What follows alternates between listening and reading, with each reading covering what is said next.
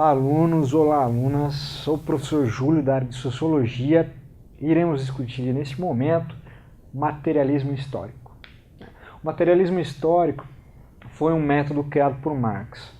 O pensador alemão Karl Marx, entendendo a realidade e seu processo contraditório de movimento, vai postular o seguinte: existe um método de compreensão desse movimento contraditório da realidade e que, através desse método, pode-se propor uma ação transformadora que modifique radicalmente a realidade. Diz o Marx que esse método é o materialismo, no qual se considera a realidade material como a grande determinante do ser e da consciência.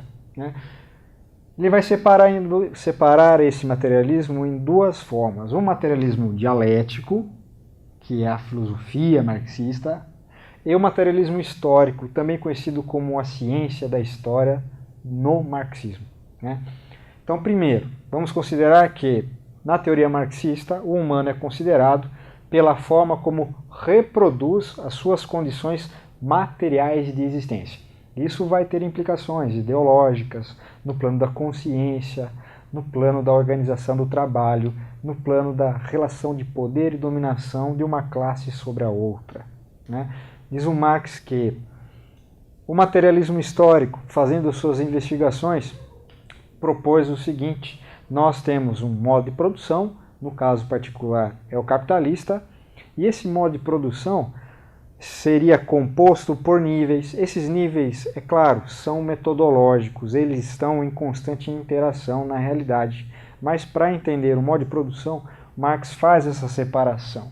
Segundo Marx, essa realidade histórica, ela possui uma estrutura econômica, que pode pintar aí na sua prova, em seu exercício, como infraestrutura. Essa estrutura econômica é a responsável pela produção material da existência humana. Diz o Marx que essa estrutura, a infraestrutura, vai erigir um edifício, chamado de superestrutura. Essa superestrutura, que está intimamente conectada à estrutura, seria responsável pelo nível jurídico-político do sistema. É nessa superestrutura que residiriam o Estado, seu aparelho burocrático, o tribunal, os tribunais, e também aparelho repressor.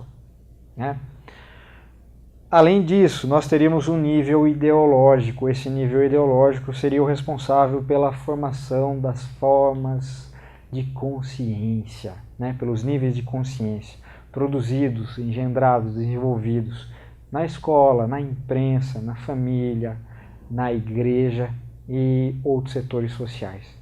Esses três elementos conectados vão reproduzir o funcionamento do sistema. Quando a lógica embutida na estrutura econômica estiver em perigo, ela pode acionar uma superestrutura, ou então o nível ideológico pode contribuir para a formação de ideias e ocultar as relações de poder e dominação desenvolvidas aqui na estrutura. Diz o Marx, entendendo o modo de produção, é possível também encontrar a chave para a transformação da história.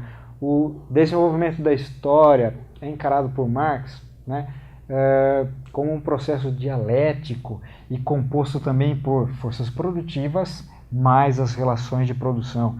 Diz o Marx que, ao estudar a história dos outros, em outros momentos, em outras épocas, em outros modos de produção, ele encontrou o que ele determinou ou denominou de chave para a transformação, que seria a contradição entre esses dois elementos.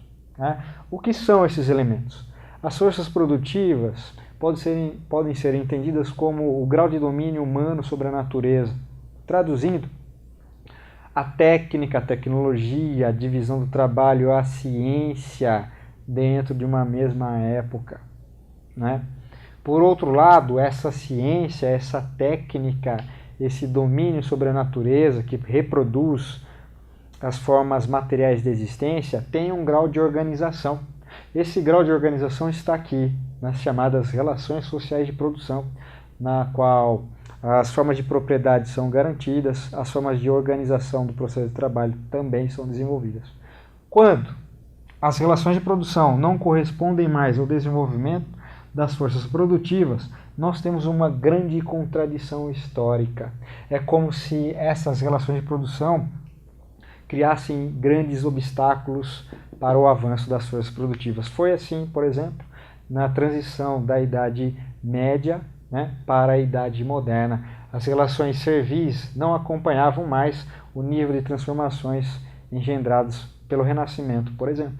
Né? E aí, para fechar, Marx percebe que quando uma classe, a chamada classe revolucionária, consegue constatar a contradição entre esses dois termos, é realizado um processo revolucionário e aí nós temos o motor da história.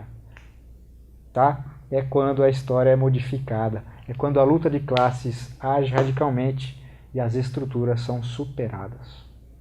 Tudo bem? Essa foi nossa aula. Até mais.